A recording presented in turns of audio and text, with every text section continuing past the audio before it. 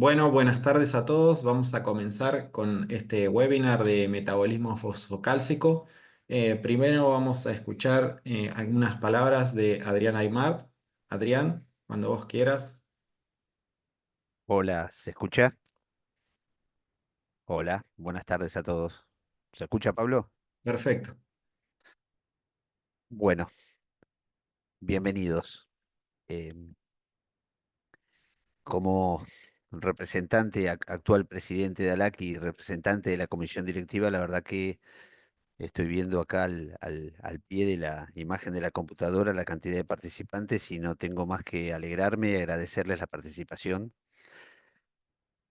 Este es el tercer webinar que está realizando ALAC junto con el Consejo de Fundación.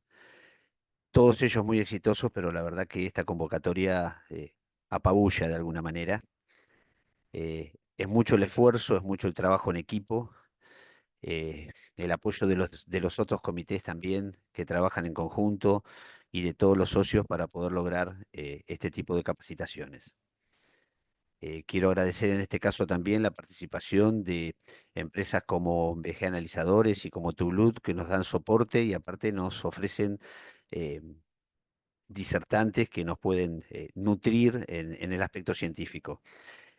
Em, y no quiero olvidarme de agradecer a todos los socios que están participando y especialmente porque sé que hay mucha gente que no es socia de ALAC participando. La idea nuestra es lograr llegar a la comunidad científica desde ALAC y hacia afuera y poder incorporarlos de alguna manera, ya sea acercándose con la posibilidad de ingresar en la asociación o por lo menos interactuando. eh, Nosotros decimos en ALAC que somos una gran familia y tenemos ganas de que la familia siga generando lazos, no solo internos, sino también hacia afuera. Así que les agradezco muchísimo la participación, estamos muy contentos por esta convocatoria.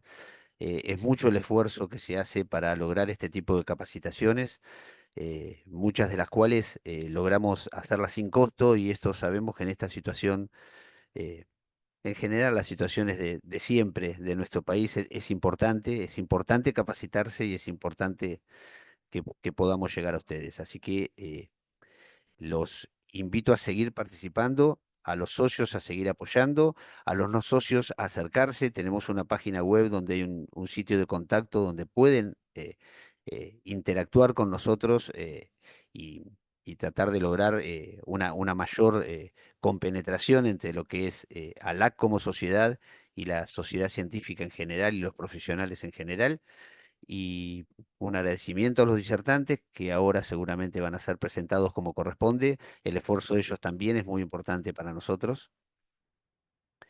Y bueno, a disfrutar de la charla, sabemos que van a ser interesantes y bueno, espero que la puedan disfrutar tanto como nosotros. Gracias. Bueno, gracias Adrián. Ahora vamos a escuchar a Maribel Martínez Wassaf en representación de Fundación ALAC. Maribel, cuando quieras. ¿Qué tal? Buenas tardes a todos. Como decía Pablo, en nombre de Fundación ALAC, que somos nosotros un poco el motor de las capacitaciones y tenemos esa responsabilidad interna de las capacitaciones de la red y en que podemos exportar eso fuera de la red de laboratorios y contar con valiosos profesionales que siempre se suman frente a nuestras convocatorias. Así que les agradecemos la presencia. Eh, para que se queden tranquilos, todas estas instancias de capacitación siempre son grabadas y después transmitimos el contenido que se comparte en cada uno de los formatos de capacitación, en este caso un webinar. Después lo compartimos con los registros de asistencia junto con los certificados y las encuestas de satisfacción que les pedimos que nos ayuden. Nunca tardan más de 3 minutos en completarlas y son una ayuda importante porque nosotros nos volcamos con esa información de encuesta de satisfacción y eficacia para poder seguir trabajando y brindar realmente capacitaciones y encuestas y formatos que nos sirvan a todos. Sabemos que somos todos profesionales donde los tiempos no abundan y nos gusta trabajar en conjunto sobre distintos temas y tratamos de que sea lo más transversal posible. En distintos formatos de cursos, webinar, taller, jornadas, nos pueden encontrar. Cualquier consulta o solicitud o sugerencia siempre será bien recibida. Así que los dejo sin más. Primero, agradecer también a los que nos acompañan, porque también nos avalan distintas empresas, como son en este caso Tublot, que nos acompaña para darnos y brindarnos la estructura y la plataforma. Y también tenemos a una empresa que es VGA Analizadores, que nos está acompañando también acá y en un curso que después les vamos a comentar después del webinar. Así que los dejo ahora 2 minutos con un video promocional de Tublot, que es la empresa que nos acompaña, y van a ver, este es el tercer webinar del año, nos queda uno más en el que nos está acompañando también Tublot. Entonces vamos a tener siempre los mismos formatos y la misma llegada. Así que les compartimos el video y después Pablo va a dar el inicio oficial y pertinente y la presentación a cada uno de los disertantes, de los que ya desde lo que me toca a mí desde Fundación ALAC les agradecemos su participación.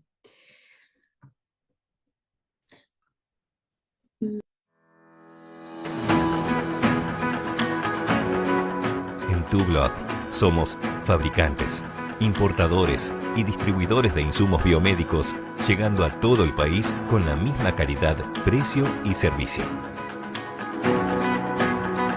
Argentina, diciembre del 2001.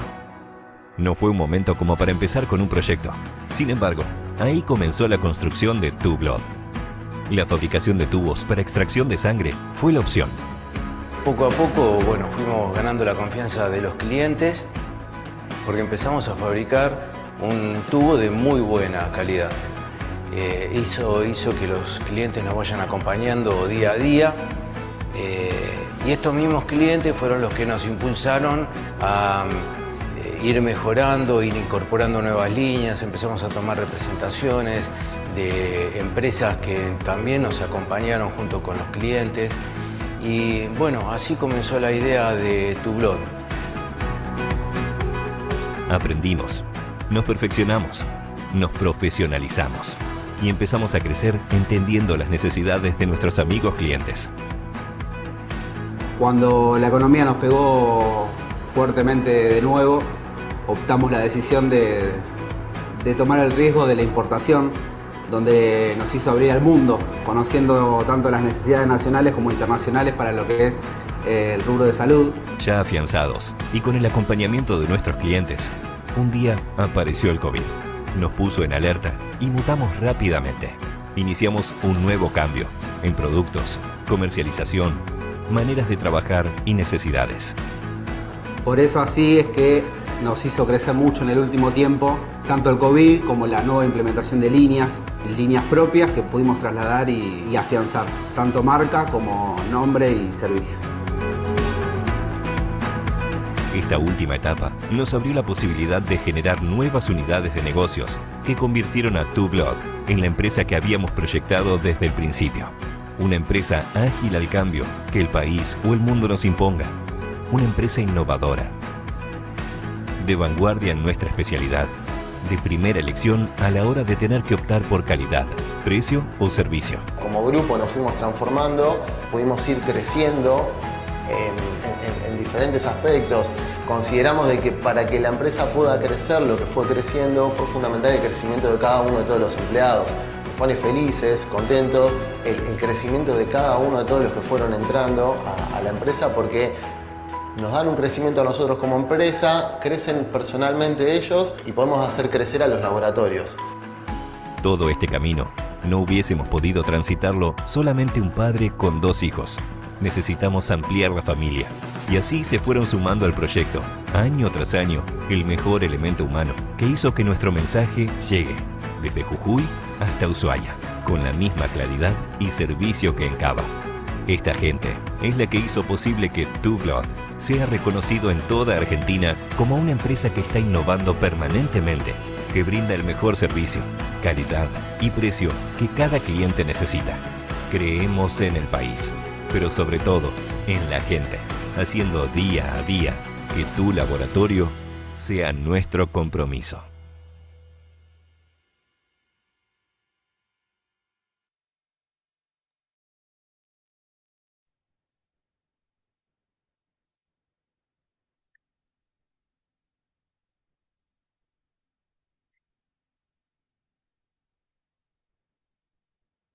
Bueno, ahora sí, vamos a comenzar con nuestra agenda de hoy.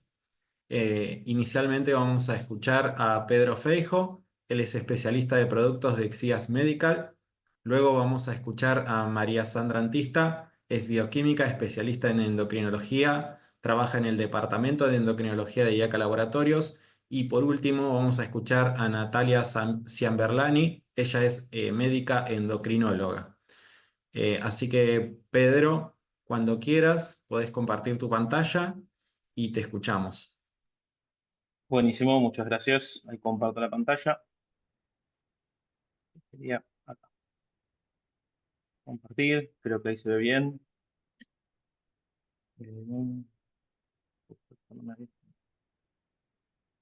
Eh, acá. ¿Se me escucha, verdad? Se escucha bien, sí. Buenísimo. Bueno, antes que nada, muchas gracias por recibirme. Muchas gracias por el espacio. Eh, Estoy muy contento de poder participar, de poder brindar alguna solución para algunas de las cosas que pueden estar sucediendo en los distintos laboratorios. El tema del calcio iónico hoy es un tema que está cobrando mucha relevancia, eso ya lo sabemos. Este, de a poco se le va dando la importancia que merece y creo que también este webinar tiene que ver con esto. Así que bueno, agradezco la oportunidad. Yo soy especialista en productos de Exías Medical. Exías Medical es una empresa que surge eh, de la empresa AB Corta L, que es una empresa histórica suiza, perdón, austríaca, que fabricó los famosos AB Corta L de otros tiempos, algunos todavía persisten, que después la compra Roche, eh, y muchos ingenieros de esa empresa desarrollaron este.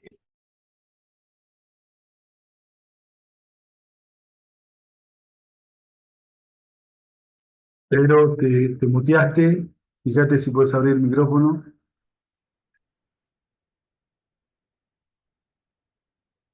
Están acá, trabajan en laboratorios ambulatorios y procesan calcio iónico en suero. Quería nombrar algunas cuestiones preanalíticas para recordar, para refrescar, para tener en cuenta y luego pasar un poco a qué solución se le puede dar eh, a este analito que nos interesa. Entonces, voy a repasar rápidamente las funciones fisiológicas del calcio, que es el responsable de la rigidez del esqueleto humano, que es el reservorio transcelular del calcio, que está en la contracción muscular, en la transmisión del impulso nervioso, que es cofactor de factores de coagulación, y participa en la regulación enzimática. Esto ya lo saben, es muy simple. Otra cosa que yo les quería decir es que yo no soy bioquímico, por tanto, les pido paciencia, si en alguna cosa no soy tan exacto, pero sí tengo mucha experiencia en visitar los laboratorios, algunos o varios de ustedes me conocen, y hemos empezado un recorrido juntos que todavía lo mantenemos. Eh, ¿Cuál es el método de medición? Gold standard para el calcio iónico. Bueno, es el ion selectivo directo. Esto es muy importante porque hoy en el laboratorio, ¿cómo podemos resolver el tema del calcio iónico? Muchos de ustedes tendrán equipamiento grandes, algunos de mesada, otros directamente de pie, en los cuales procesan el calcio total en el módulo ICE del equipo de química, el cual no puede, por lo menos por hoy, procesar calcio iónico normalizado a pH. Entonces, de allí tienen el calcio total. Para procesar o para poder realizar el calcio iónico, se necesita un equipo aparte, que muchas veces, muchísimas veces, en el laboratorio es el equipo de gases. Eh, y de esto yo quiero hablar un poco luego, pero bueno, quiero que queden claro esto, que ya lo conocen, que el método para hacer calcio iónico normalizado a pH es el ion selectivo directo. El del equipo de química es indirecto, ¿no? ¿cuál es el tipo de muestra con el que se puede procesar calcio iónico? Bueno, suero recolectado en anaerobiosis, es decir, que no tenga un contacto prolongado o cero contacto con el oxígeno, y después sangre entera con heparina electrolíticamente balanceada o liofilizada. Esto es muy importante, tiene que ver con lo preanalítico. Yo sé que ustedes se esmeran y se esfuerzan por tratar la parte preanalítica con mucho cuidado, sobre todo en este tipo de muestras, eh, sobre todo para las muestras que tienen que tener condiciones muy específicas. Son muestras lábiles, son muestras que si se tienen que, desde la toma de la muestra, es muy importante saber cómo se debe hacer. Bueno, hay un montón de cosas que ustedes las saben mejor que yo, pero sin torniquete, no se le tiene que haber pasado nada por ese brazo a la persona una hora previa, digamos, y un montón de otras cosas más. Si es por capilar, hay que hacer otras técnicas, digamos, de darle calor, bueno. Eh, entonces, es muy importante en este tipo de muestras el tema preanalítico, al cual vamos a pasar ahora, y hay que tener en cuenta por lo menos tres cosas. Factores que afecten el pH de la muestra, por ejemplo, el contacto prolongado con el aire; factores que afecten la quelación, o sea, el anticoagulante, usar un anticoagulante inadecuado o en exceso, que eso sucede mucho eh, en muchos laboratorios que no, o en lugares que se toma la muestra fuera del laboratorio. Bueno, que no es este el caso para, para ustedes tal vez, pero que sí que conocen. Y después el tema de la dilución de la muestra, ¿no? O sea, un exceso de anticoagulante líquido. Por eso toda esta parte preanalítica tiene un valor muy fuerte a la hora de decidir el equipo o decidir el equipamiento adecuado para poder procesar estas muestras.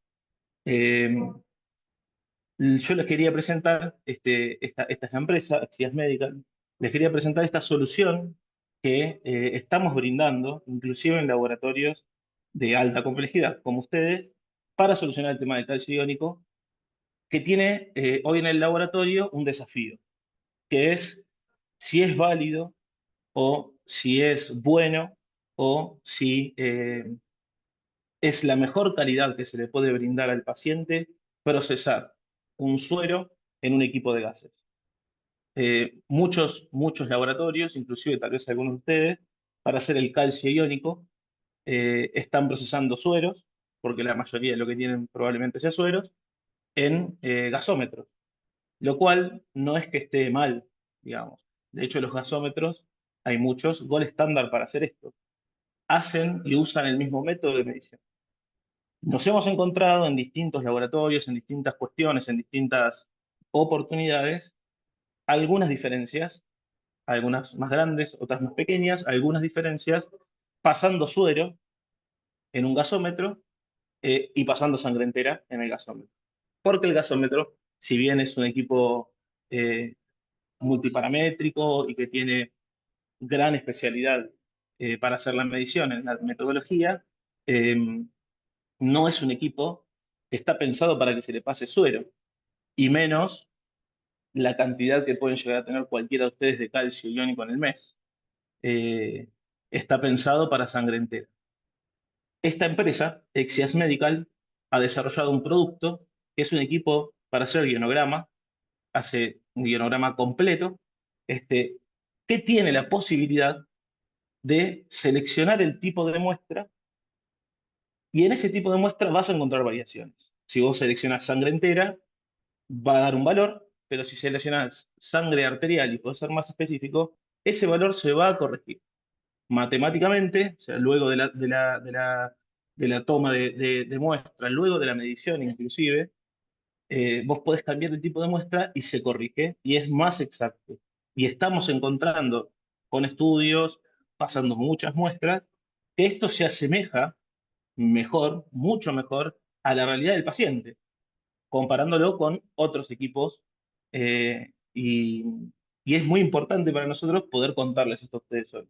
Si bien ustedes también lo pueden probar en sus laboratorios, ustedes podrían tener nuestros equipos, podemos hacer una demostración, pueden verlo, pueden probarlo, pueden recontra comprobarlo, hemos encontrado algunas diferencias. Entonces, les quería presentar el equipo rápidamente. Este es el equipo, es un equipo súper chiquitito, un equipo muy robusto, un equipo que no tiene mantenimiento, es un equipo semiautomático. Entiendo que hasta ahora los calcios iónicos igualmente no los están pudiendo automatizar de ninguna manera. Por lo tanto, es un equipo que en laboratorios muy grandes, donde los tenemos, es extremadamente funcional. ¿Cuál es la virtud de este equipo? Bueno, la primera virtud de este equipo es que usa muy poca muestra. Usa 20 microlitros de muestra, que no es nada, y procesa en 20 segundos, en 25 segundos. Al procesar en 25 segundos, el trabajo de los lavados, de las calibraciones, yo qué sé, un laboratorio que procesa 80, 90, 60, 200 calcio iónicos por día, que los hay, y ustedes probablemente lo estén haciendo, este equipo no requiere calibraciones, no requiere lavado. Todo lo hace el cartucho, que es todo en uno. Dentro del cartucho tenés los electrodos, tenés los sensores, que es muy importante. eh, ¿Y por qué es muy importante? Porque los sensores, al fin y al cabo, suelen estar en el equipo y no en el consumible, digamos, no en el reactivo. Entonces, pueden llegar a romperse y requieren mantenimiento. En este caso, no. Están en el consumible, están en el cartucho. Dentro del cartucho también están el desecho, la solución de referencia, el buffer de referencia, y si se quiere, controles de calidad integrados. Como ven ahí en pantalla, esos son los parámetros que hace, que ahora los vamos a ver, y se puede pasar tubo, jeringa o capilar. Estas son las características principales del analizador EXIAS E1. Son los parámetros que son medidos: sodio, potasio, calcio, iónico normalizado pH, cloro, pH y hematocrito. El tiempo es 25 segundos, es muy veloz, usa solamente 20 microlitros de muestra, se pueden integrar los controles de calidad, es absolutamente libre de mantenimiento y el uso es muy fácil, es muy intuitivo porque usa tecnología Android, que nosotros estamos más que acostumbrados en su interfase. Es un equipo que tiene conectividad al del laboratorio, bidireccional, eh, y bueno, se podría fácilmente conectar. Estos son los parámetros medidos con sus rangos, y acá lo importante que me interesa que vean es que se pueden usar en el equipo sin cambiar absolutamente nada, ni el cartucho, ni hacerles lavados extras, ni hacerles lavado intenso, ni nada. Se puede usar sangre entera, suero, plasma, orina sin diluir y líquidos biológicos estériles, como por ejemplo un líquido de punción. Esto también es importante, el tema de la orina sin diluir, porque en la dilución siempre hay un riesgo de error, y no solamente riesgo de error, sino también tiempo.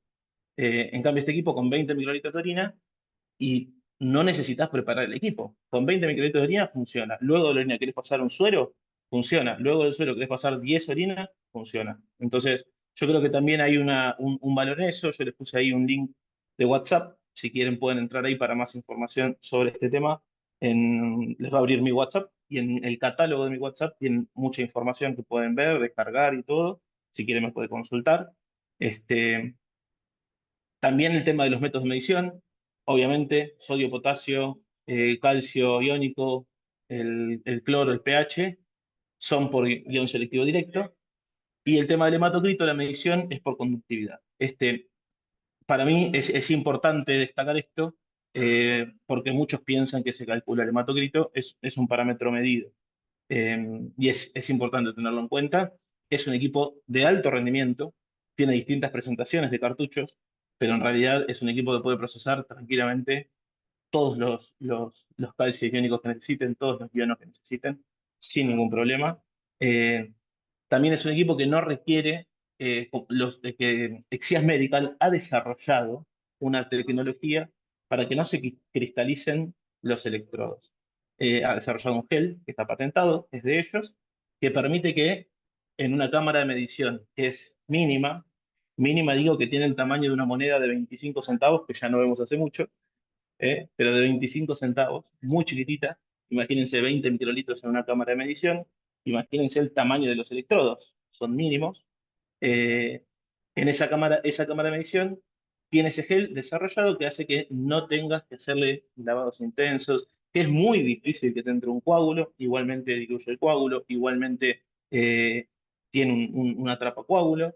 Es muy difícil que se pueda descartar un cartucho porque se haya metido un coágulo en el equipo. Y aún así todos se le pueden hacer lavados manuales intensos si se quisiera. Es un equipo realmente que todos los que lo han usado tienen una experiencia muy, muy, muy buena. Em, este es el cartucho para que vean cómo es el equipo. En realidad el equipo es una carcasa, en realidad el equipo es una interfase, digamos. Es lo que te permite relacionarte con lo que verdaderamente importa del equipo. Lo que verdaderamente importa del equipo es el cartucho. Ahí es donde se da absolutamente todo, inclusive el descarte. Inclusive el descarte. Es un equipo que no tiene cambio de bomba peristáltica, no tiene cambio de tubuladuras, no tiene absolutamente nada. Cada vez que sacas el cartucho y pones el cartucho, el equipo es absolutamente nuevo. Es como si hubiera sacado ayer de la fábrica. ¿Por qué? Porque toda la tecnología está en ese cartucho. Ahí abajo dicen cuáles son los tamaños del cartucho: 150, 300 o 600. Exías hace poco ha desarrollado y ha sacado al mercado el cartucho de 100. Entiendo que para ustedes tal vez no es, ustedes usarían cartuchos tal vez más grandes si les llega a interesar, pero eh, duran dentro del equipo 42 días. Una vez que el cartucho se inicializó en el equipo, dura 42 días. Esto hace que tengas que gastar el cartucho en ese tiempo, si no el cartucho se cae. Tiene un contador que te va mostrando cuántas determinaciones quedan. A diferencia de otros equipos, el Exías E1 te va a hacer siempre todos los parámetros. Siempre te va a informar todos los parámetros. Si queremos, podemos decir que imprima o no algún parámetro. Pero es importante saber que se cuenta con absolutamente el panel completo, digamos. Y esto ayuda, de alguna manera, a, si es necesario, tomar alguna decisión con otros parámetros más. Y también para poder correlacionar con los equipos, o probar con otros equipos, o ver cómo está funcionando otro equipo con el que hagas guión. Eh, por mi lado, creo que esto es suficiente. Les agradezco. Los invito a que puedan, si quieren, escanear acá el QR para contactarse. Es un equipo que ponemos hoy en Comodato. Es un equipo que podemos hacer una demo si les interesa, si ven que les puede servir. La poca cantidad de muestra sirve mucho con pacientes pediátricos o neonatos. En muchos lugares lo tenemos solo para hacer el pH de un pediátrico, de un prematuro, que capaz hay que pincharlo un montón de veces, y solo con 20 microlitros de muestra se puede llegar a hacer un pH, un calcio iónico, y eso es un avance grandísimo de tecnología por la cantidad también de muestras y por la velocidad del equipo. Así que quería agradecerles, quería contarles que estamos dispuestos a seguir trabajando con todos ustedes, que tenemos ganas, que estamos apostando a estos laboratorios de alta complejidad, que son los que siempre tienen como meta la calidad, que buscan de alguna manera el bien de las personas, lo mejor para las personas. Y eso a nosotros de algún modo nos emociona y nos dan ganas de poder estar a su servicio. Así que bueno, muchas gracias, gracias a todos. Luego creo que hay un espacio para preguntas, pero cualquier cosa que necesiten, ahí está el WhatsApp y pueden escribir. Muchas gracias. Bueno, gracias Pedro. Como dijo Pedro, hay un espacio para preguntas al final de las tres disertaciones. Vamos a tener un pequeño espacio para preguntas, así que vayan anotando las dudas que tengan o las preguntas que quieran hacer. Vamos a escuchar ahora a Sandra Antista. Ella es bioquímica, especialista en endocrinología, trabaja en Yaca Laboratorios. Sandra, cuando quieras, podés compartir tu pantalla. Hola, buenas tardes.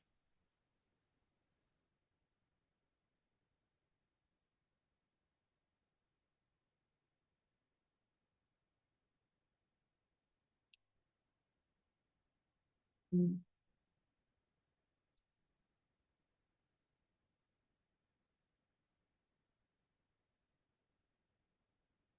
¿Está bien? ¿Se escucha? Perfecto. Sí, se ve bien y se escucha bien. Perfecto. Bueno, buenas tardes a todos. Muchas gracias por la invitación. Y bueno, a mí me toca entonces hablarles un poco de la regulación hormonal del metabolismo fosfocálcico.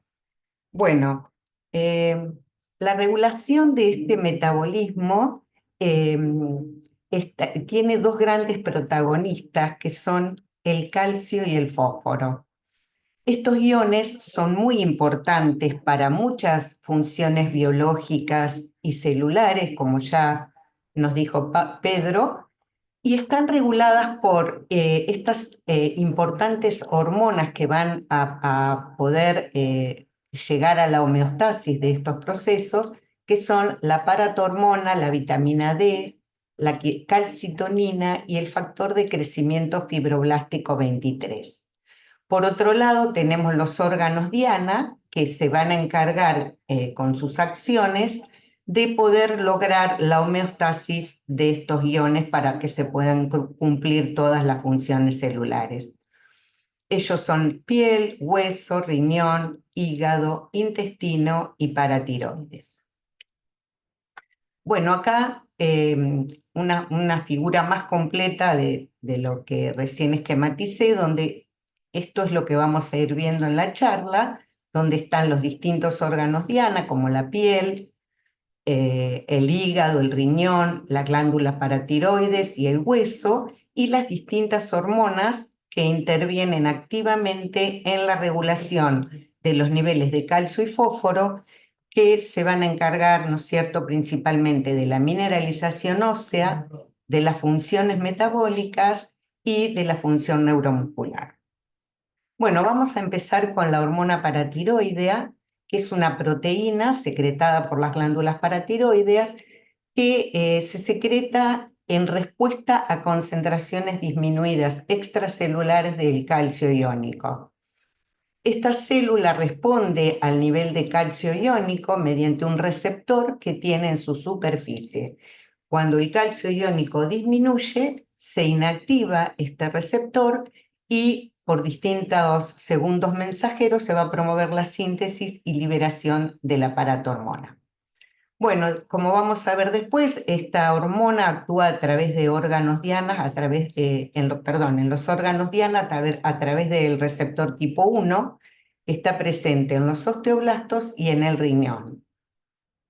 Y como vamos a ver, hay otros receptores en otros tejidos, pero que algunos tienen acción antagonista y otros tienen otra acción biológica, no la misma.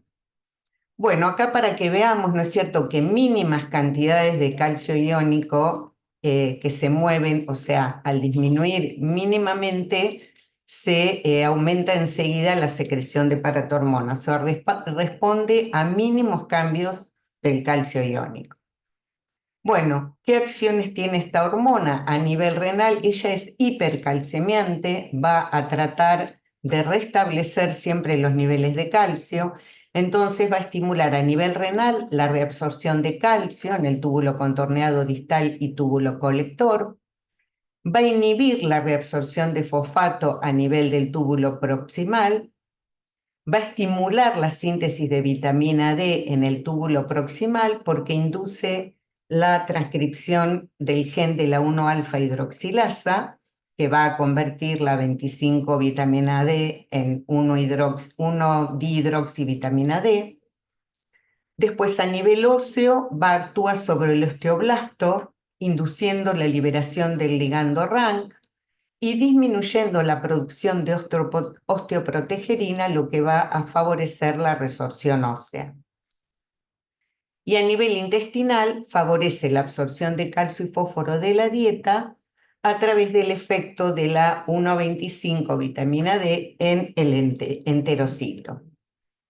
Bueno, en nuestra etapa preanalítica podemos usar suero o plasma tratado con ETA o heparina de litio, pero se aconseja usar plasma con ETA porque tiene mayor estabilidad y es recomendado también por la IFSC siempre y cuando se separe lo antes posible.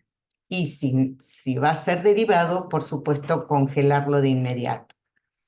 Bueno, presenta una elevada variabilidad biológica, ¿no es cierto? Depende de la raza, edad, del índice de masa corporal y también tiene ritmo circadiano, por lo cual aconsejamos la extracción a la mañana temprano entre las 8 y las 10 de la mañana. Cuando llegamos a la etapa analítica, o sea, la medición de PTH, nos encontramos con que hay distintos anticuerpos, hay distintos fragmentos moleculares, hay distintas formas moleculares y, por supuesto, la preanalítica va a importar, ¿no es cierto?, el tipo de muestra, la estabilidad y también la variabilidad biológica.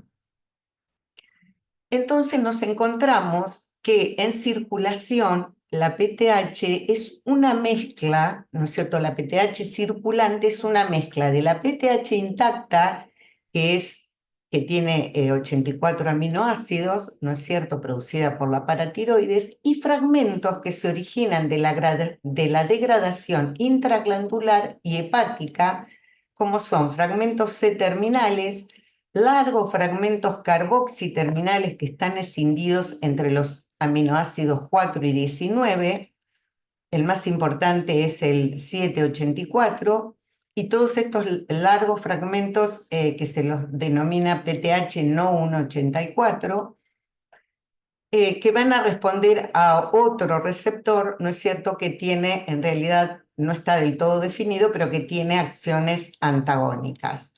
Y también luego en los procesos de oxidación y fosforilación nos aparece otra forma molecular que es la amino-PTH, que tiene 84 aminoácidos, pero está fosforilada en el aminoácido 17, y la PTH oxidada, que está oxidada en los aminoácidos 8 y 18.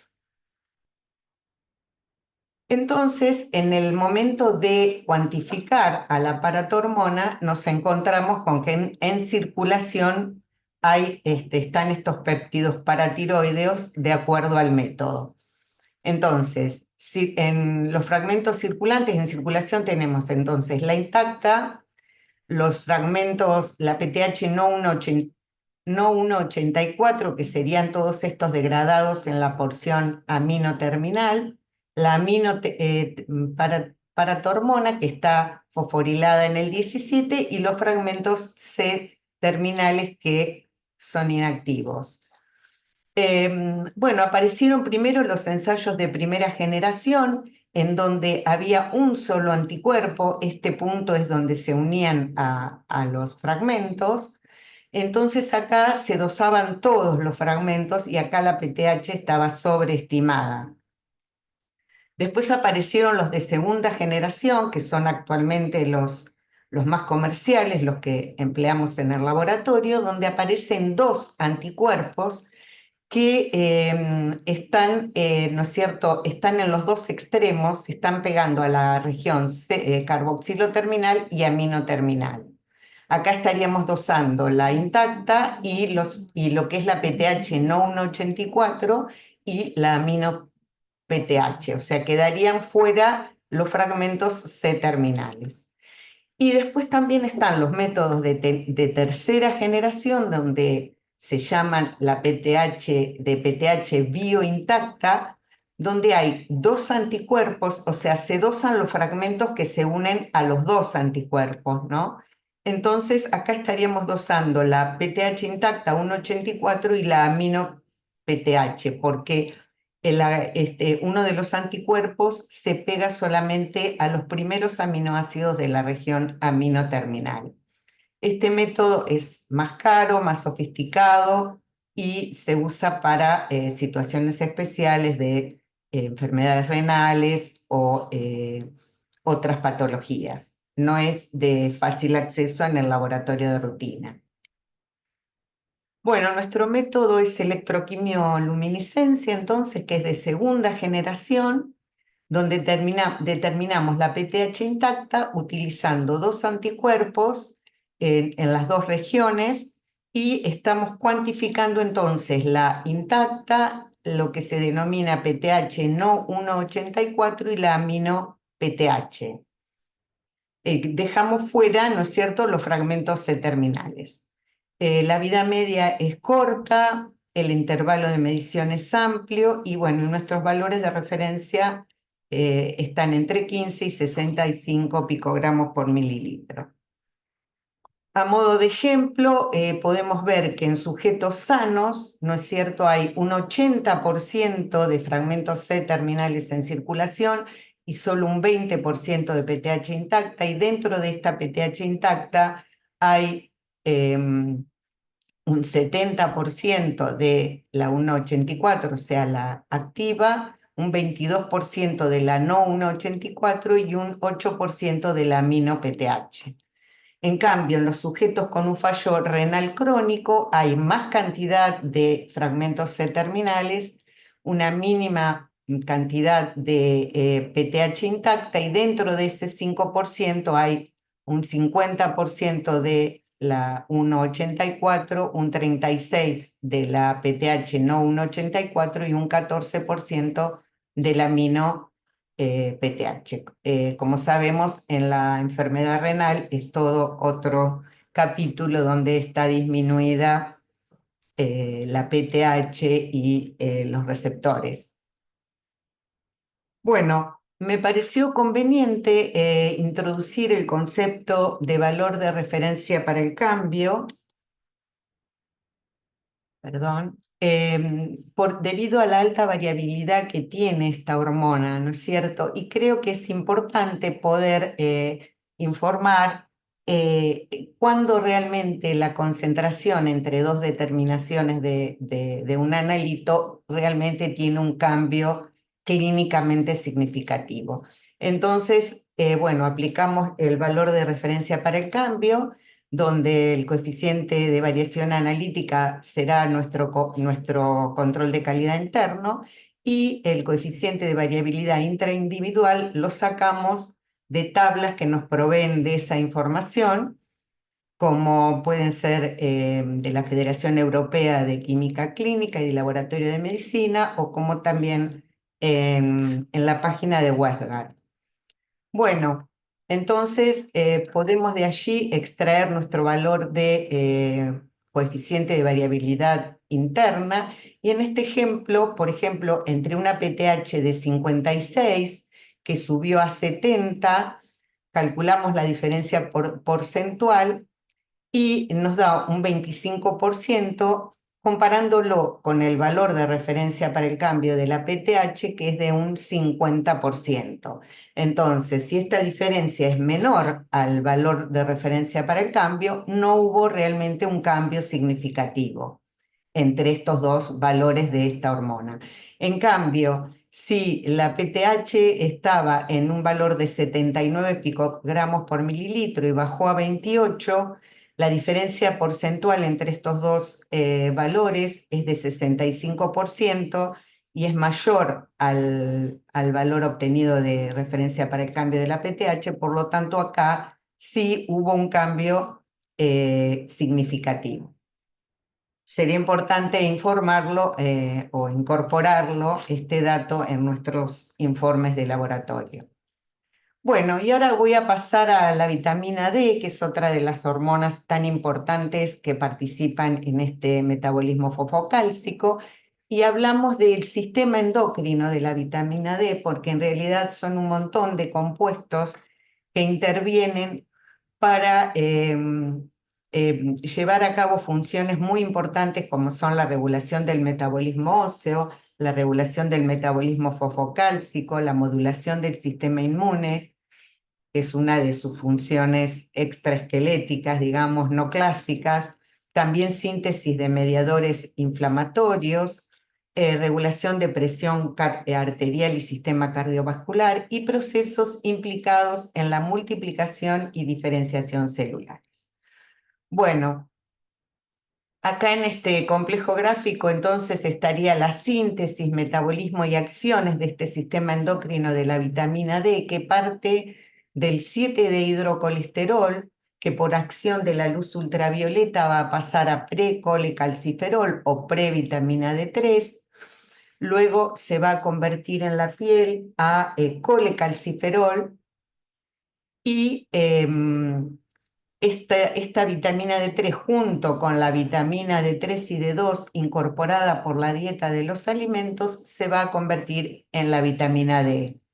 Esta vitamina D, por una hidroxilación por acción de la 25-hidroxilasa en el hígado se va a convertir en 25-hidroxivitamina D, que es la que vamos a medir para saber el estatus de vitamina de esta persona. Después vamos a ver por qué.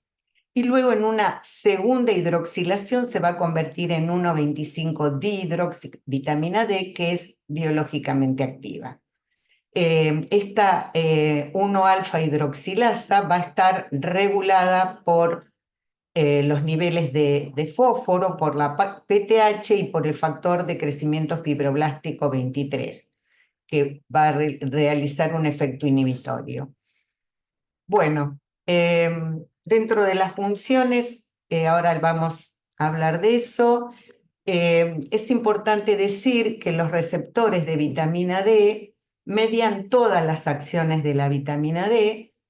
Lo único que hay algunos que se localizan dentro del núcleo de las células, donde actúan como factores de transcripción y van a regular la expresión y la transcripción de estos genes. Se dicen que son vías genómicas de acción, y hay otro pequeño porcentaje de receptores que se encuentran en el citosol, donde modulan enzimas y vías de señalización, y a esto se les denomina vías no genómicas. Entonces, la vía genómica sería la acción hormonal, donde se une al receptor en hueso, riñón, intestino y paratiroides, y va a realizar las funciones, ¿no es cierto?, clásicas osteometabólicas: regulación del metabolismo del calcio, crecimiento y remodelado óseo. Y por la vía no genómica, que se realizan por efecto autócrino o parácrino, va a actuar a través de los receptores que están en piel, próstata, ganglios linfáticos, mama, páncreas, cerebro, placenta, sistema circulatorio, y va a producir un control de los procesos y funciones del sistema inmune, sobre todo, y de la división celular, que serían parte de las acciones no clásicas de la vitamina D. Entonces, repasando las acciones biológicas o vía hormonal, ¿no es cierto?, tenemos que a nivel del riñón favorece la formación de 25, o sea, se favorece la acción de la 25-hidroxivitamina D, que por acción de la 1-alfa-hidroxilasa va a pasar a la vitamina D activa, que va a aumentar la reabsorción de calcio y fósforo a nivel riñón. A nivel del hueso va a aumentar la reabsorción de calcio y fósforo. También va a inhibir la secreción de paratormona a nivel de paratiroides, y también va a activar los niveles, va a haber mayor absorción de calcio y fósforo por acción de la vitamina D. También tenemos factores inhibitorios, como serían, que ya lo vamos a ver, el factor de crecimiento fibroblástico, que inhibe la acción de la 1-alfa-hidroxilasa y por lo tanto va a disminuir la producción de 1,25-dihidroxivitamina D. Bueno, acá me olvidé decirles que los alimentos aportan un porcentaje bajo de vitamina D, que se incorpora como vitamina D2 y se incorpora a partir del ergocalciferol. Bueno, y como acciones no clásicas, tiene una importante función en el sistema inmune. Cada vez esto está siendo más demostrado, porque modula la respuesta inmune y controla la diferenciación celular a través de su receptor específico en células presentadoras de antígenos, como serían las células dendríticas y macrófagos, y también en linfocitos T. Estimula la vitamina D, estimula la secreción del factor transformante beta, que suprime las acciones proinflamatorias de los linfocitos Th1 a favor de las mediadas por Th2. O sea que sus propiedades antiinflamatorias, antioxidantes y neuroprotectoras contribuyen con la salud del sistema inmune, la función muscular y la actividad de las células cerebrales.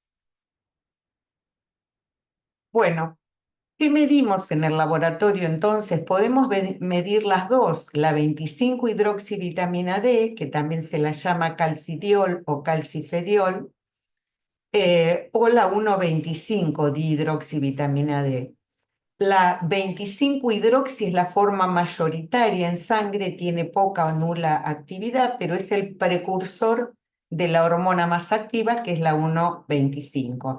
Permanece más tiempo en sangre, tiene una vida media mayor de 2 a 3 semanas, por lo cual es la que se mide habitualmente para conocer el estatus de vitamina D de una persona.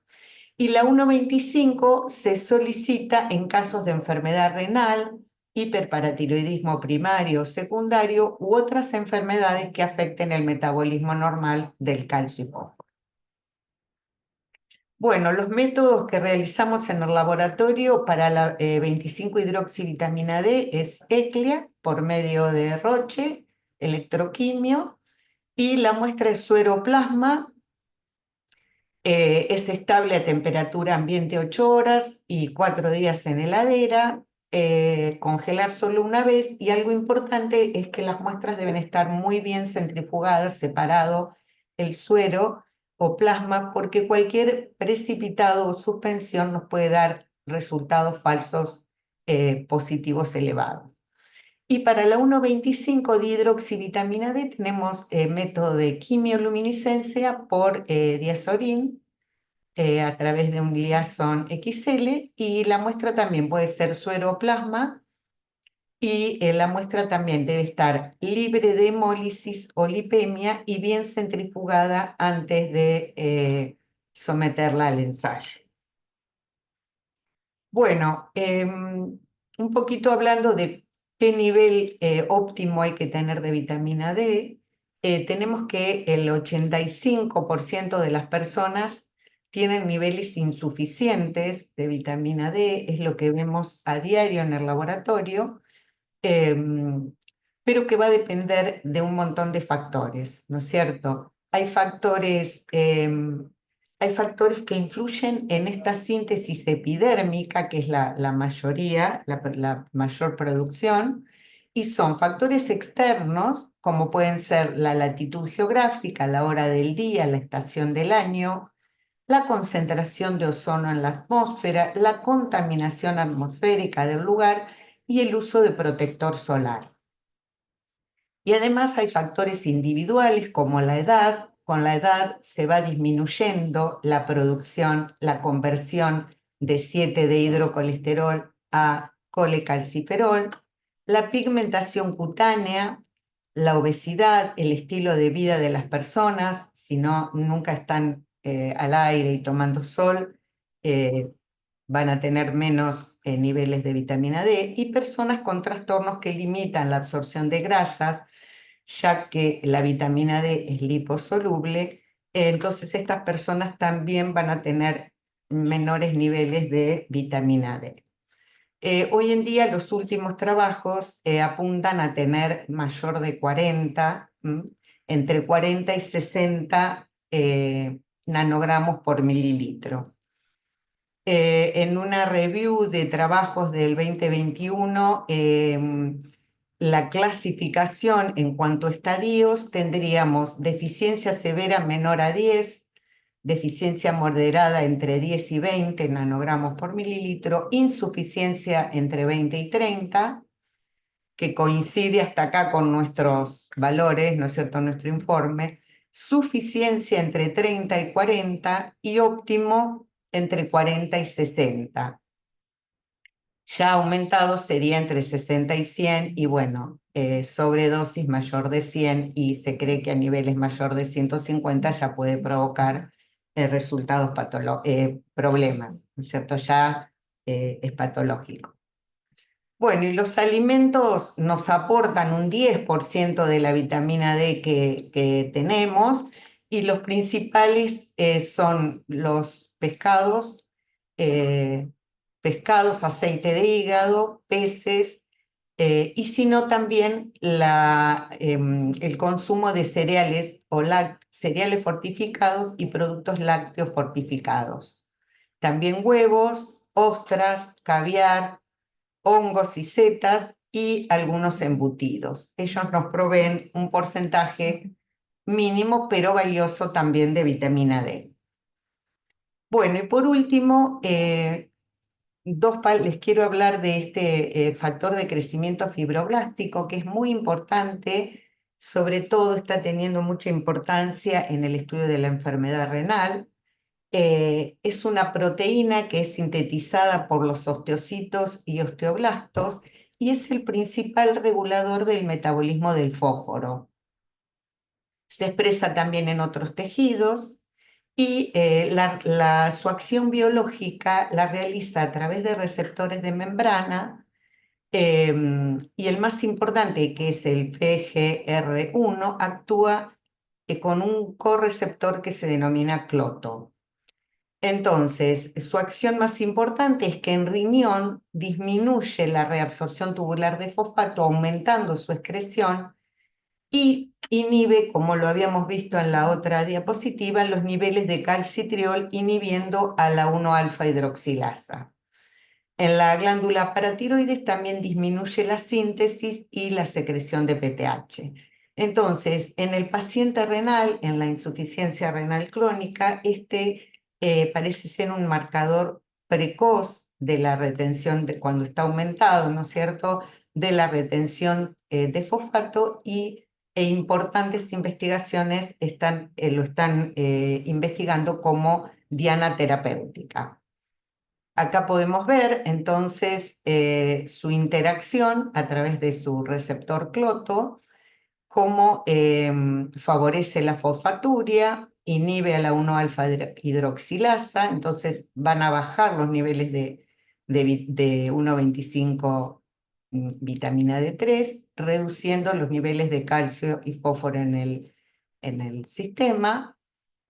Y también los niveles de fósforo van a estimular la producción de este factor de crecimiento. Bueno, y por último la calcitonina, que es una hormona que también interviene en la regulación del calcio, es producida por las células parafoliculares de la glándula tiroides y ella se destaca por inhibir la resorción ósea mediante la reducción de actividad de los osteoclastos. Es un antagonista de la PTH y va a llevar también va a contribuir a llevar la concentración de calcio a valores normales. También su secreción está modulada por los niveles de calcio. Y a nivel laboratorio nosotros vemos que tiene de utilidad porque hay niveles elevados en el carcinoma medular de tiroides y en el tumor de células secretoras de tiroides. También está elevado en otros tumores, en leucemia y en otros desórdenes mieloproliferativos. Nosotros realizamos esta hormona por el método CLIA, por quimioluminiscencia en el Imulay 2000, y también usamos suero plasma heparinizado, sin hemólisis ni lipemia, congelar rápidamente luego de la extracción. Es estable 15 días en heladera y la extracción por la mañana y en ayunas. Bueno, muchas gracias por su atención.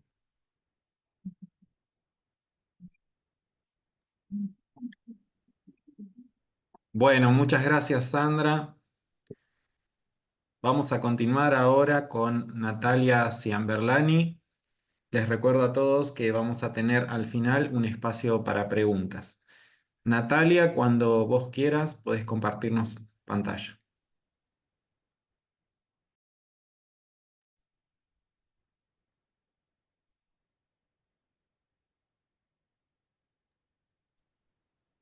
¿Ahí se ve bien?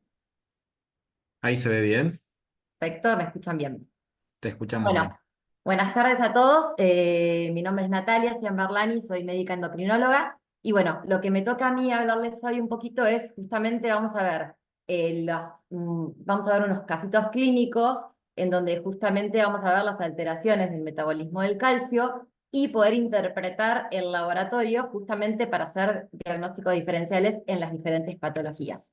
Bueno, Sandra me allanó el camino con esta regulación, la homeostasis de los 3 minerales más importantes que tenemos para muchas funciones celulares, pero principalmente en este caso para el calcio vamos a tener a la paratormona y a la 1,25-hidroxivitamina D, que la denominamos calcitriol, y estas dos hormonas lo que van a hacer es principalmente actuar sobre 3 órganos diana. A nivel del hueso, la PTH lo que va a hacer es activar la resorción ósea y por lo tanto va a liberar calcio y fósforo a la circulación. A nivel renal va a aumentar la reabsorción de calcio y va a disminuir la reabsorción de fósforo. Decimos que la PTH le gusta el calcio, tiende siempre a aumentarlo, y no le gusta el fósforo, o sea, va a tener un efecto fosfatúrico tendiendo a la disminución del fósforo. Claramente en situaciones normales todo está en equilibrio, y a través de su activación por parte de esta 1,alfa-hidroxilasa a nivel renal, va a generar la activación de la forma activa de la vitamina D,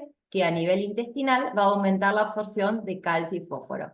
Al revés de la PTH, la vitamina D le gusta tanto el calcio y el fósforo, va a tender a aumentar ambos minerales.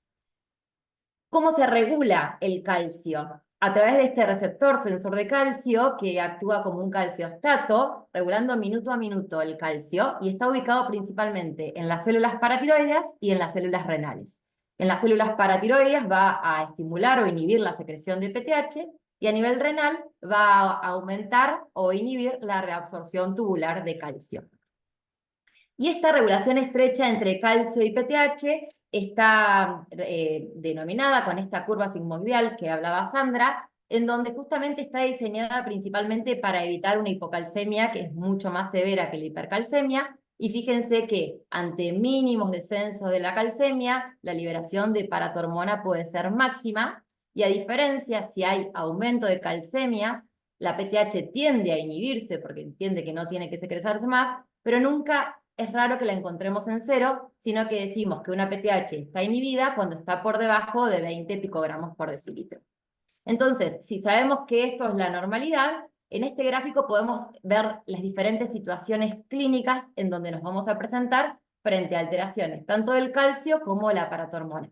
Si vemos en el cuadrante superior derecho, podemos encontrarnos una hipercalcemia con niveles elevados de PTH, por lo tanto vamos a denominar que es un cuadro de hipercalcemia dependiente de PTH. La causa más frecuente, que la vamos a ver, es el hiperparatiroidismo primario, pero fíjense que también podemos tener hipercalcemias con niveles normales de PTH. Si nosotros tenemos un rango hasta 75, podemos tener PTH de 60, pero igualmente decimos que es una hipercalcemia PTH dependiente porque justamente es una PTH inadecuada para esos niveles de calcio, ¿sí? Del otro lado, podemos tener una hipercalcemia con justamente PTH inhibida. Cuando la glándula paratiroides sensa que hay mucho calcio, tiende a bajar y por lo tanto es una hipercalcemia independiente de PTH. Vamos a ver que las causas más frecuentes son las hipercalcemias malignas. Y por último podemos encontrar hipocalcemias con disminuciones de la PTH. La normalidad es que cuando la glándula paratiroides sensa que hay bajo calcio, tiende a aumentar para que justamente aumente la calcemia, pero en este caso claramente la paratormona no puede secretar PTH y por lo tanto denominamos un hipoparatiroidismo. Entonces los invito a ver este primer caso clínico, que es Carolina de 58 años, que es derivada para evaluar una hipercalcemia persistente. Ella presentaba como síntomas cefaleas, náuseas, vómitos y dolores óseos de reciente comienzo, principalmente en la región lumbar. Como antecedentes era hipertensa hace 3 años, había tenido un cuadro de litiasis renal, pero el último episodio había sido hace 2 años, su menopausia a los 54 años, estaba eutiroidea, se encontraba en tratamiento sustitutivo con vitamina D3, una ampollita de 100.000 unidades por mes, su medicación antihipertensiva, y el examen físico como dato positivo refería que había tenido una disminución de la estatura en los últimos años. Si vemos dentro de los exámenes complementarios, en el laboratorio podemos ver que tenía una hipercalcemia, 1 miligramo para arriba del valor normal, con un fósforo que si bien no estaba bajo, estaba en el límite inferior, una PTH que triplicaba su valor, con una vitamina D normal, y los marcadores tanto de formación como de resorción ósea estaban elevados. Su función tiroidea y renal se encontraban normales, y presentaba una densitometría donde evidenciábamos un impacto importante sobre su hueso, con una osteoporosis en columna, lumbar y cadera. Por su dolor óseo le pedimos una radiografía donde se evidenciaba un aplastamiento vertebral, o sea, la interpretamos como una fractura vertebral, ese era el dolor que presentaba, y para evaluación de su antecedente de litiasis renal le pedimos una ecografía renal donde en este momento no presentaba ningún cálculo. Entonces, podemos decir que una paciente con calcio alto y PTH alta, estamos frente a esta hipercalcemia PTH dependiente, y la denominamos hiperparatiroidismo primario. El diagnóstico lo hacemos clínico, porque justamente valoramos el impacto que tiene esta PTH elevada y sostenida en el tiempo. Entonces vamos a interpretar a esta paciente. Si tenemos una PTH alta, habíamos dicho que la PTH activaba la resorción ósea, entonces va a haber salida de calcio y fósforo del hueso, con los aumentos de marcadores de resorción ósea elevados. Teníamos que la PTH lo que generaba era un aumento de la reabsorción tubular de calcio y un efecto fosfatúrico, por lo tanto tiende a eliminar el fósforo. Por ende, acá tenemos un fósforo en el límite inferior, y si le hubiésemos podido pedir una fosfaturia, podríamos encontrar una hiperfosfaturia, ¿sí? Y bueno, como impacto de órgano blanco teníamos una osteoporosis, y en este momento no tenía litiasis renal. Generalmente las litiasis renal son secundarias a estas hipercalciurias e hiperfosfaturias. ¿Qué es el hiperparatiroidismo primario? Es la autonomía que generan las glándulas paratiroideas en secretar autónomamente justamente PTH, y no están reguladas justamente por las calcemias, ¿sí? Ganan autonomía y se secretan solas. Por eso decimos que es una curva desplazada hacia la derecha, tiene una prevalencia en el sexo femenino, principalmente mayores a 60 años, y es la causa más frecuente de hipercalcemia de nuestra consulta ambulatoria. Dentro de las causas, el 90% son esporádicos, y la más frecuente es un adenoma único en la glándula paratiroidea, y el 10% pueden ser asociados a síndromes familiares, como los MEN, que generalmente tienen alteración de otras glándulas, se presentan en edades más jóvenes, pero tenemos que hacer diagnóstico diferencial, que después lo vamos a ver, con este hiperparatiroidismo primario de origen familiar, que es la hipercalcemia hipocalciúrica familiar. Y vamos a ver a Mariana, que también viene ya a nuestra consulta con un probable hiperparatiroidismo primario. Ella como antecedente tenía una enfermedad celíaca que había sido diagnosticada hace 2 años, pero en este momento estaba con una alimentación libre de gluten, estaba menorreica y no tomaba ninguna medicación, y tampoco tenía ninguna particularidad del examen físico. Y fíjense que en este laboratorio lo único que tenemos como dato positivo es una elevación de la paratormona, con una deficiencia de vitamina D, pero con calcemias normales. Sus anticuerpos para celiaquía eran negativos y el hemograma normal. Entonces nos planteamos, ¿realmente es un hiperparatiroidismo primario esta elevación de la paratormona con calcemias normales? Y la realidad es que en estos tiempos el hiperparatiroidismo primario se puede como presentar de diferentes formas, 3 fenotipos, en tanto clínica y laboratorio. Este es un estudio del IDIM, del Instituto de Diagnóstico Metabólico Óseo de Buenos Aires, liderado por la doctora Sancheta, donde ellos vieron que los hiperparatiroidismos se podían presentar de diferentes formas. Este es el clásico, que es el que veíamos en Carolina, que tenía 1 miligramo por arriba del valor normal de la calcemia, con marcadores de resorción ósea elevados, por lo tanto impacto de órgano diana como el hueso y el riñón. Pero tenemos otros 2 fenotipos, el asintomático y el normocalcémico. El asintomático no presenta síntomas justamente, y presenta calcemias un poquito más bajas que el clásico, pero en estos casos, por ejemplo, acá fíjense que tenemos marcadores de resorción ósea elevados, por lo tanto, que sea asintomático no significa que no haya daño de órgano blanco, por lo tanto lo tenemos que buscar. Pero este es el que nos representa un desafío en el momento de la consulta, porque justamente son estas elevaciones de la paratormona, pero con calcios normales, ¿sí?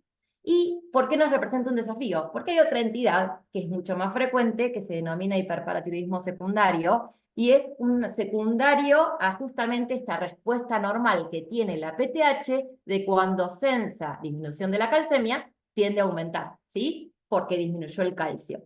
Y las causas más frecuentes pueden ser por poco aporte de calcio, o por poco aporte de vitamina D o producción de vitamina D, alteraciones gastrointestinales que no permitan la absorción, como la enfermedad celíaca, la cirugía bariátrica, pérdidas renales de calcio, como el uso de diuréticos de asa, por ejemplo, la furosemida en los pacientes hipertensos o insuficiencias cardíacas, la caída del filtrado glomerular como en una enfermedad renal crónica, o el uso de drogas, por ejemplo, en el tratamiento de la osteoporosis con los bifosfonatos y denosumab. Si no hacemos un tratamiento sustitutivo correcto durante el tratamiento con calcio y vitamina D, podemos llegar a tener una hipocalcemia, o el uso de glucocorticoides que inhiben la absorción intestinal de calcio. Este hiperparatiroidismo secundario, una vez que se resuelve la causa subyacente, tiende a normalizar los niveles de calcio y PTH. Por lo tanto, si nosotros le hacemos el tratamiento de la causa de base y la PTH sigue alta, decimos que es un hiperparatiroidismo normocalcémico, ¿sí? Entonces, en Mariana nos preguntamos, ¿es un hiperparatiroidismo primario normocalcémico o un secundario? Como secundario tenemos como datos positivos la enfermedad celíaca y el déficit de vitamina D. Por lo tanto, lo que decidimos hacer en ella es darle un tratamiento sustitutivo con calcio y con las dos formas de vitamina D que tenemos en las presentaciones, y a los 3 meses, fíjense que no solo normalizó los niveles de vitamina D, sino de paratormona, por lo tanto interpretamos que es un hiperparatiroidismo secundario. Entonces decimos que si luego de esto la PTH hubiese estado alta, y decíamos que sí, que era un hiperparatiroidismo normocalcémico. Hay que tener en cuenta que a veces vienen deficiencias crónicas de estos aportes, y la verdad es que por ahí nos cuesta un poquito más que lleguen a PTHs normales, pero tanto el normocalcémico como el asintomático nos permiten un tratamiento y un observacional. La verdad que podemos esperar tiempo. ¿Cuáles son los otros diagnósticos diferenciales del hiperparatiroidismo primario? El uso de drogas como las tiazidas. Las tiazidas lo que hacen es aumentar la reabsorción tubular de calcio y por lo tanto van a generar una hipercalcemia, pero como la paratiroide está normal, va a tender a tener una PTH normal o baja. Las tiazidas generalmente las damos en las causas de litiasis renal por hipercalciuria, justamente para evitar la hipercalciuria. Y el litio directamente actúa produciendo una liberación de la hormona paratiroidea. Esta entidad que le hablábamos al principio, que es la hipercalcemia hipocalciúrica familiar, que es un hiperparatiroidismo de causa familiar, en donde hay una mutación de este receptor sensor de calcio. Por lo tanto, si hay una mutación, el riñón, cuando está aumentada la calcemia, no puede darse cuenta que está aumentada y no va a atender a esta liberación de calcio. Entonces, va a tener una hipocalciuria. Entonces, el diagnóstico diferencial justamente son con las calciurias. Tienen calcios altos, PTHs altas, pero calciurias bajas. Generalmente hablamos de calciurias altas por arriba de 200, 250 para el hiperparaprimario, y en este caso son calciurias por debajo de 100. Y después esta entidad, que es el hiperparatiroidismo terciario, que es por una enfermedad renal crónica ya muy avanzada, en donde por aumento de fósforo, alteración en la excreción de calcio, tiende a un estímulo constante de la paratormona, de la paratiroides, y va a generar generalmente una hiperplasia de toda la glándula en vez del adenoma que es característico en el hiperparaprimario. Ahora vamos a ver la otra situación clínica en donde viene una persona con calcio alto, pero con PTH inhibida. Esto habla de una indemnidad de la glándula paratiroidea porque entiende que está viendo que hay calcio alto, entonces ya no tiene que producir, y generalmente habíamos dicho que teníamos PTH bajas o por debajo de 20 picogramos por mililitro. Y estas hipercalcemias, generalmente la causa más conocida son las malignas y cursan con calcios mucho más elevados, generalmente por arriba de 13 miligramos por decilitro, y es la causa más frecuente de hipercalcemia en el paciente hospitalizado. ¿Y por qué puede pasar esto de que aumente la calcemia? Si no es mediada por PTH, igual están involucrados estos 3 órganos diana que se encargan de la regulación del calcio, como el hueso, que si está activada su resorción, va a generar salida de calcio y fósforo a la sangre.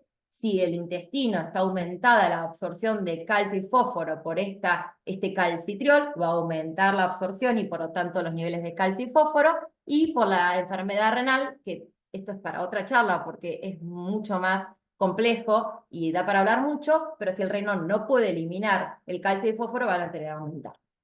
Entonces tenemos a Carlos, de 50 años, que concurre a la guardia bien sintomático, presentando náuseas, vómitos y poliuria, y nos llaman a nosotros porque tenía calcemias elevadas. Fíjense, estas calcemias, por arriba de 13 miligramos por decilitro, una calciuria que acompaña la calcemia, ¿sí? Si el riñón, acuérdense, sensa que hay mucho calcio, lo tiende a eliminar, es nuestro mecanismo de protección. El fósforo que está abajo, con un efecto fosfatúrico alto, los dos marcadores de resorción ósea elevados y una vitamina D baja. Entonces decimos, bueno, Carlos tiene un hiperparatiroidismo primario. Pedimos la PTH y la PTH nos viene de 3,8, o sea, inhibida. Entonces decimos que esta persona tiene un efecto PTH. Y justamente dentro de las hipercalcemias malignas, la más frecuente es esta hipercalcemia producida por una hormona que se llama PTHRP, que como dice su palabra, es muy similar a la PTH intacta, comparten los primeros 13 aminoácidos y por lo tanto tienen el efecto en el mismo receptor, tanto del hueso como del riñón, y por lo tanto van a tender a generar una hipercalcemia, una hipofosfatemia con hiperfosfaturia, una hipercalciuria, y la única diferencia entre los dos es que tiene menor efecto sobre la estimulación en la síntesis de calcitriol, ¿sí? Generalmente esta etiología son secundarias a carcinomas escamosos. Por lo tanto, pensamos en una hipercalcemia por PTHRP, buscamos el primario, solicitamos una tomografía y vemos justamente que es secundario un carcinoma de pulmón. Pero después viene Daniel, de 62 años, que también concurre a la guardia por presentar cuadro bien clínico de cefalea intensa, confusión y dolores dorsolumbares, y como antecedente tenía, decía que había sido operado hacía 4 años de un tumor renal. Fíjense acá, una hipercalcemia lividente con un calcio iónico elevado que certificaba la hipercalcemia, una hiperfosfatemia, a diferencia de Daniel, que tenía bajo el fósforo, marcadores de resolución ósea también elevados, una PTH inhibida, una vitamina D baja de 18 y parámetros de inflamación elevados. Entonces decimos, ¿qué otro mecanismo puede estar generando esta activación de la resolución ósea que lleve justamente al calcio y fósforo alto? Y la otra causa de hipercalcemia maligna es la osteólisis local, o sea, la activación de la resolución ósea in situ, representa el 20% de las causas, y pueden ser por metástasis óseas o por una enfermedad hematológica que se denomina mieloma múltiple. Acá les quise poner otras causas de activación de la resorción ósea benignas. Es raro que se presenten con hipercalcemia, pero por ejemplo el hipertiroidismo tiene una capacidad de las hormonas tiroides de activar directamente a la resorción ósea y por lo tanto pueden llegar a generar salida de calcio y de fósforo. Es raro encontrar hipercalcemias en los hipertiroides. Entonces en esta persona, Daniel, que viene con calcio, fósforo alto, marcadores de inflamación elevados y el antecedente de cáncer renal, le pedimos un centellograma para diagnóstico de las metástasis óseas y claramente vemos hipercaptación ósea generalizada. Por lo tanto, es una hipercalcemia maligna secundaria a osteólisis local. Y el otro mecanismo, ¿se acuerdan que habíamos dicho que aumentar la absorción de calcio y fósforo es porque había un aumento de la absorción intestinal? Y estaba mediada por el calcitriol, que también puede estar mediada por esta 25-hidroxivitamina D, que es a través de la alimentación. Entonces, cualquiera de las dos formas va a llevar a un aumento de calcio y fósforo, sea por un exceso consumo de vitamina D, que como decía Sandra, generalmente las intoxicaciones son por arriba de 150 nanogramos por mililitro cuando dosamos la vitamina D, o por este aumento del calcitriol, ¿sí? Que generalmente está producido por enfermedades granulomatosas, que la célula tiene la capacidad de expresar esta 1-alfa-hidroxilasa que la expresa normalmente el riñón y por lo tanto tiene la capacidad de producir calcitriol, ¿sí? Y vemos a ver esta paciente, Carla, de 38 años, que es derivada por presentar una hipercalcemia severa. Ella se había colocado metacrilato en el 2015 con fines estéticos, y fíjense, tiene como dato positivo un calcio total alto, una calciuria elevada, un fósforo que si bien no estaba alto, estaba en el límite superior. Entonces decimos, bueno, a ver, que con marcadores de resolución ósea normales, por lo tanto no pensamos en una osteólisis, ¿no? Y decimos, bueno, se puede haber intoxicado por mucha suplementación de vitamina D, que al interrogatorio no decía que tomaba y que no había tomado, y tenemos una vitamina D 25. Entonces decimos, ¿será por calcitriol? Entonces le pedimos el calcitriol en el análisis de sangre y vino por arriba de 60, o sea 90. se le hace una tomografía con emisión de positrones donde ve un tejido hipermetabólico en los glúteos y al biopsiarlo es un tumor granuloma por cuerpo extraño secundario a la inyección de metacrilato. Estos son casos raros y es un caso reportado en la revista de osteología en el 2013 que está bueno si lo quieren leer, justamente por una hipercalcemia secundada a calcitriol. Entonces, como diagnóstico diferenciales de las hipercalcemias malignas, tenemos las generadas por PTHRP, la osteólisis y el calcitriol. En todas vamos a tener calcio alto, PTH baja. La fosfatemia es la que nos va a diferenciar los cuadros por osteólisis alto y calcitriol alto. Estas por liberación del fósforo del hueso y esto es por aumento a nivel intestinal. Y por el efecto de PTH, que no le gusta el fósforo, tiende a estar bajo. En la hipercalcemia por calcitriol, si dosamos el calcitriol va a estar alto. En la osteólisis podemos tener parámetros de inflamación elevados, o si es por un mieloma múltiple, el proteinograma alterado. Y en la hipercalcemia humoral por PTHRP, si dosamos PTHRP, que acá en Argentina no lo tenemos, va a estar alto.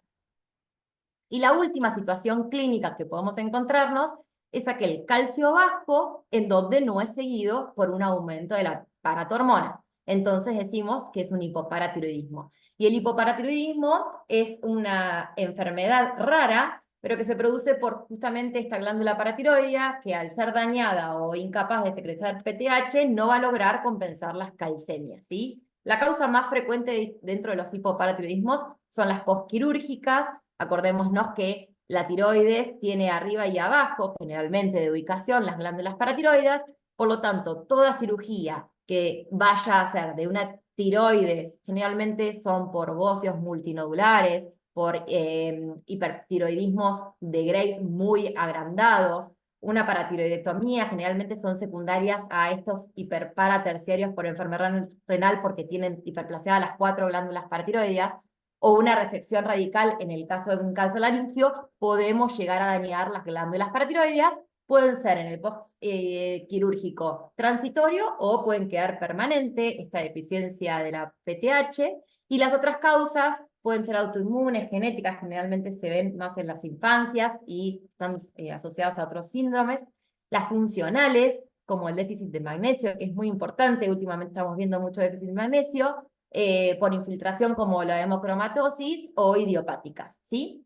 Y justamente el hipoparatiroidismo funcional transitorio es por esto de la deficiencia de magnesio. El magnesio tiene la capacidad de regular la secreción y acción de la PTH, por lo tanto, toda deficiencia va a llevar a un déficit en la acción de la PTH.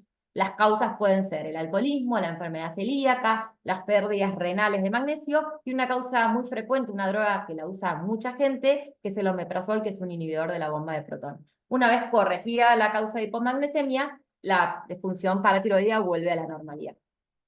Vamos a ver a Daniela, de 53 años, que presenta calambres en manos y pies y parestesias peribucales.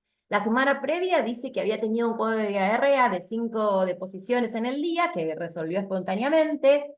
Había sido tiroidectomizada por un bóceo multinodular hacía 3 años y estaba en tratamiento sustitutivo con levotiroxina, y no consumía mucho lácteo porque era intolerante, y el examen físico lo que sentía era como un hormigueo alrededor de la boca. Le pedimos un análisis de sangre donde tenemos un calcio total francamente disminuido, con un calcio iónico también, una hipomagnesemia bastante severa, una deficiencia de vitamina D, y estos niveles de PTH que no acompañaban justamente a la disminución del calcio. Entonces, junto con por el antecedente de la cirugía tiroidea que decimos, pensamos en un hipoparatiroidismo postquirúrgico que se exacerbó por este cuadro de pérdidas de diarrea y la malnutrición, por esta hipomagnesemia que presentaba, por lo tanto, exacerbado por un hipoparatiroidismo funcional. ¿Y se acuerdan de Carolina, el primer caso que veíamos que tenía un hiperparatiroidismo bien franco, con esas calcemias por arriba de 1 miligramo arriba del valor normal? Bueno, tenía criterios quirúrgicos de justamente operar este adenoma paratiroideo. Le buscamos, siempre antes de la cirugía, se piden los estudios de localización para que el cirujano sepa dónde va a ir a intervenir, y vemos en la ecografía y en el centellograma de paratiroides un adenoma paratiroideo inferior derecho. Por lo tanto, se realiza la cirugía, se dice que es con éxito porque si tenemos la posibilidad de dosar la PTH intraquirúrgica, un descenso mayor al 50%, le dice que fue exitosa la cirugía, pero la paciente en el posoperatorio empieza a tener un cuadro de tetania, ¿sí? El cuadro de tetania lo podemos ver con el signo de Trousseau, que es cuando insuflamos el manguito por arriba de la tensión arterial. Quiero que vean lo que va a pasar es, a ver, tendría que pasar acá, es un espasmo del carpo, ¿sí? El paciente empieza a tener rigidez en la mano. Eso es el signo de Trousseau y nos habla de una hipercalcemia, una hipocalcemia severa, ¿sí?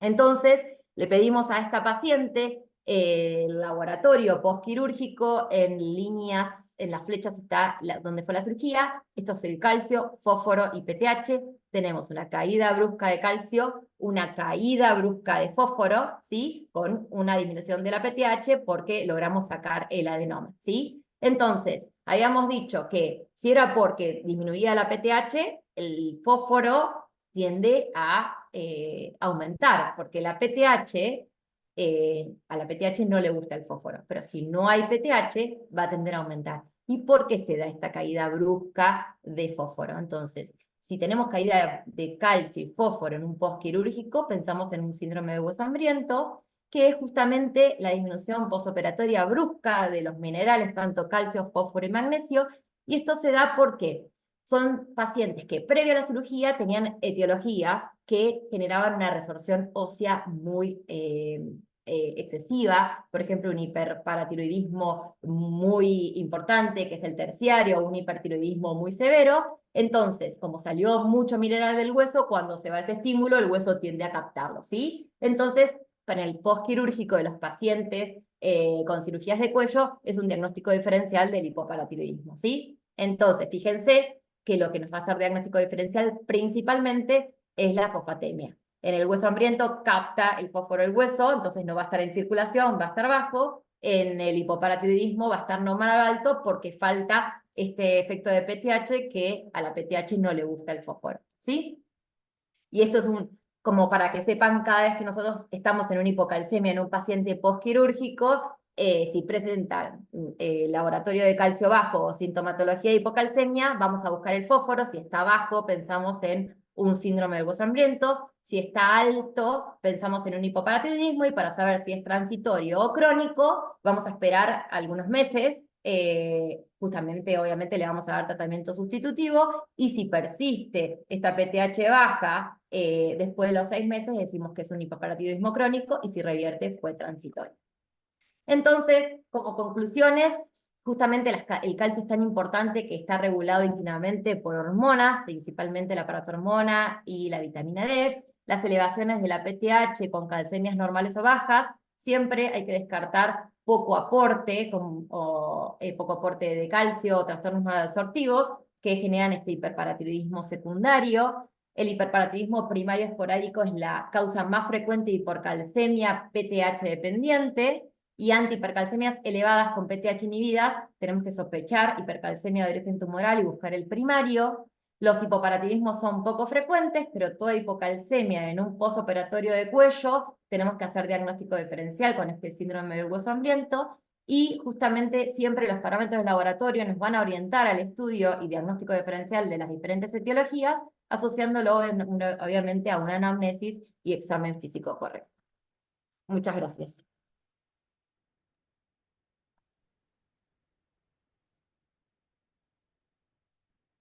Bueno, muchas gracias, Natalia.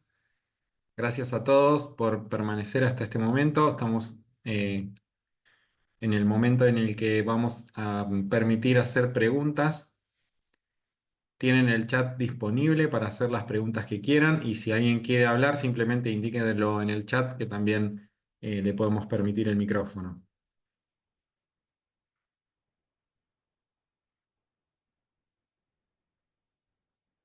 Bien, yo voy a arrancar con alguna pregunta que ya nos han hecho.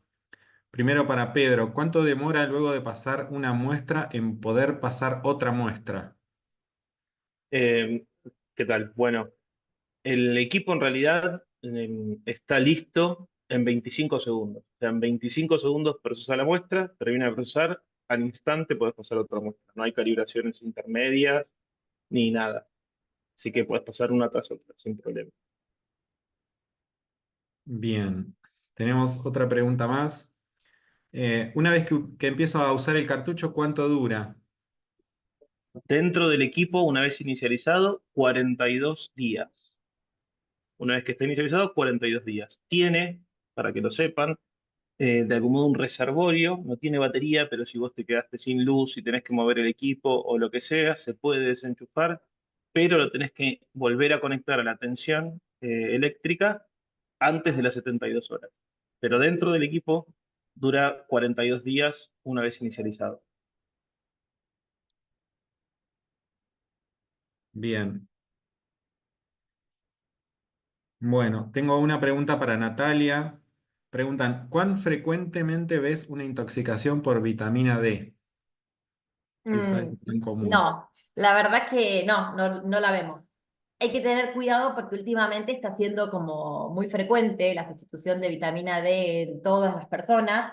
No está mal, digamos, tener muy en cuenta esto, como Sandra decía, antes decíamos que era 30, hoy 40, 60, para emplear los efectos positivos que tiene la vitamina D. Pero bueno, justamente hay dosis como sobre exigidas en algunos pacientes y la realidad es que capaz que la vamos a empezar a ver, pero por ahora no he tenido ningún caso de intoxicación. Bien, vuelvo con vos, Pedro. ¿Cuál es la diferencia de medir calcio iónico y calcio total? Sí, bueno, eso un poco lo expliqué. Yo creo que la idea era eh, más o menos quedó súper clara, pero la diferencia entre calcio fino y calcio total es que el calcio total eh, compone todas las partes, digamos, del calcio. El equipo, y la pregunta creo que va orientada a que este es un equipo que de algún modo lo quiere hacer de una manera con excelencia y rechaza la posibilidad de hacer algún cálculo del calcio total con la albúmina. Yo creo que va orientado por ahí. Esa es la respuesta. Bien, esta es para Sandra Antista. ¿Cuál es la muestra ideal para medir paratormona?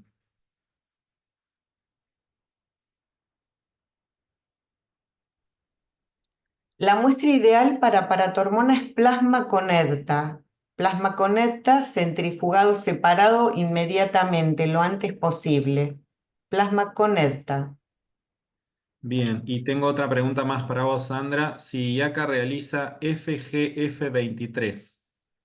No lo estamos realizando aún, todavía no. Sé que ya hay métodos disponibles, pero todavía no lo estamos realizando. Bueno, si alguien en algún laboratorio lo está haciendo, indíquenlo en el chat para esta persona interesada. Natalia, una pregunta más para vos. Si es preferible tomar una toma de vitamina D de 100.000 unidades o tomas diarias en dosis más pequeñas.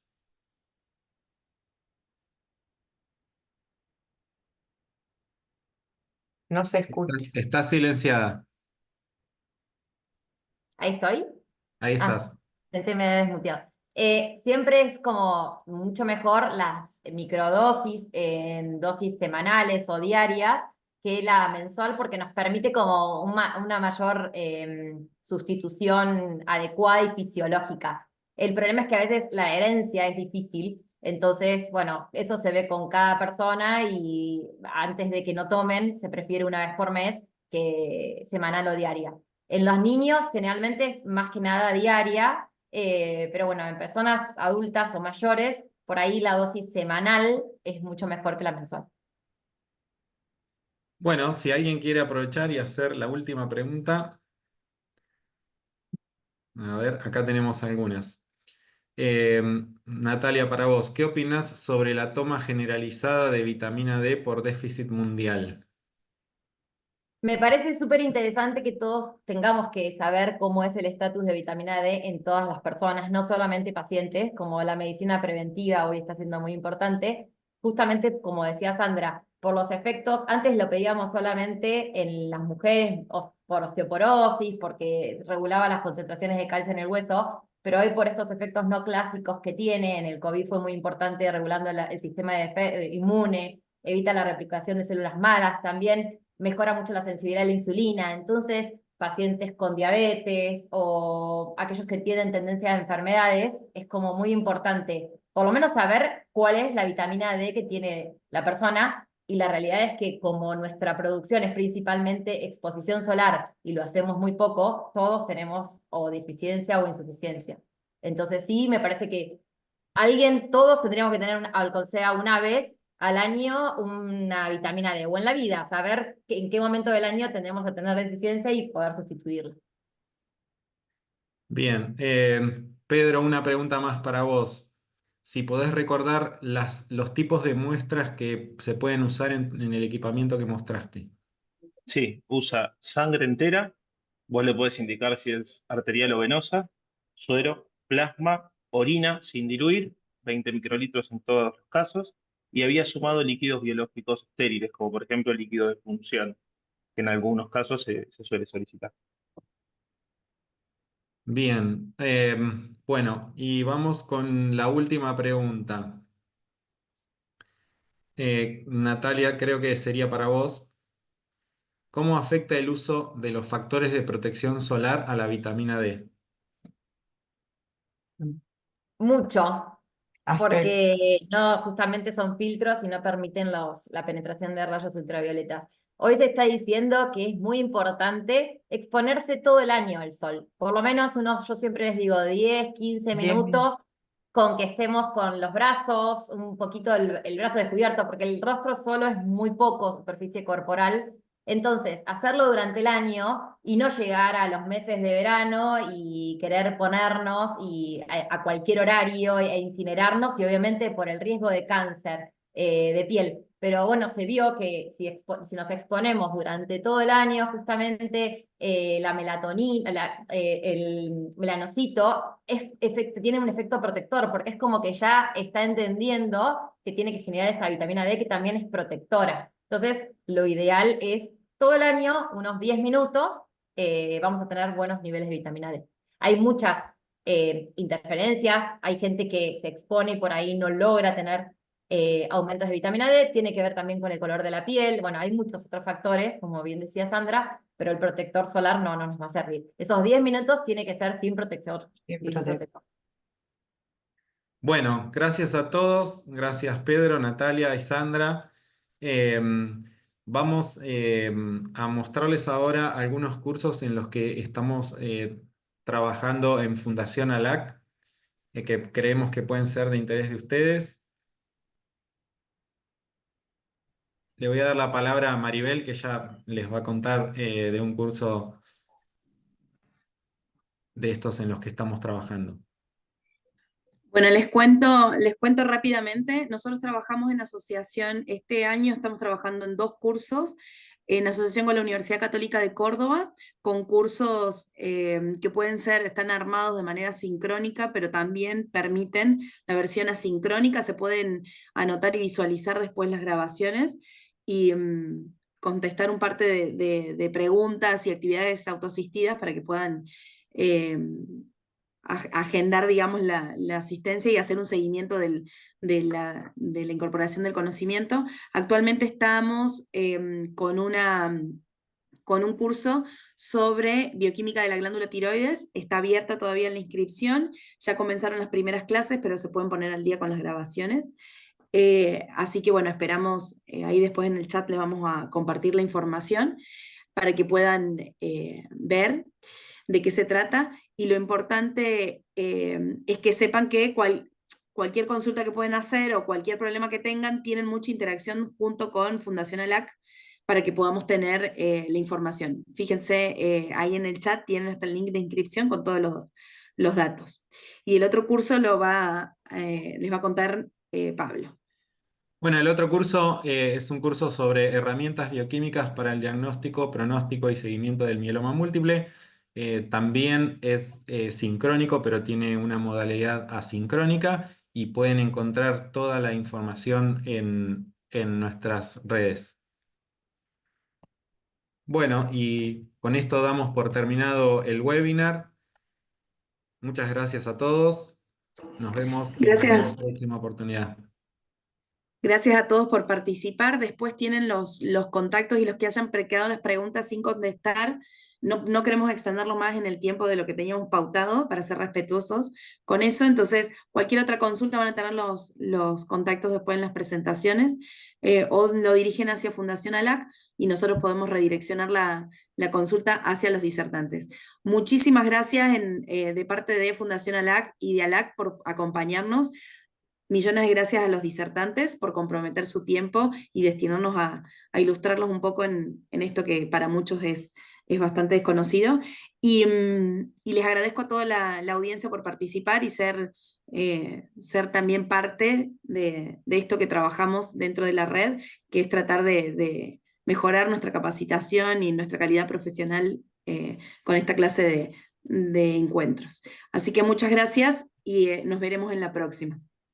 Y por supuesto agradecer a nuestros patrocinadores, TuBlood y BG Analizadores en esta oportunidad. Buenas noches Hasta luego, a todos. gracias a todos, hasta luego.